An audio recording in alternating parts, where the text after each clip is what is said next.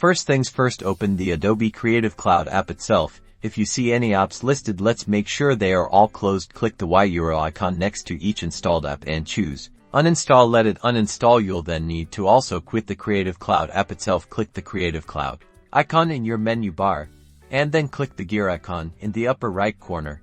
Then click Quit Creative Cloud. Now for the main event, we're going deep into your file system. Open Finder and then head to your Applications folder. Look for any Adobe Creative Cloud applications sitting here. Drag them to the trash.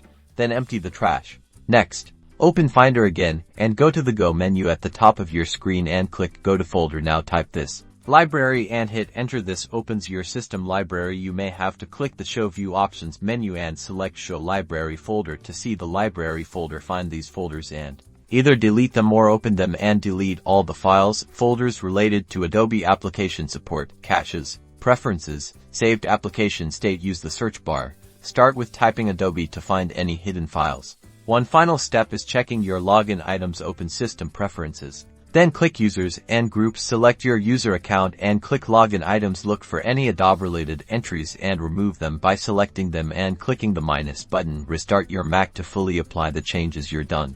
No more Adobe clutter.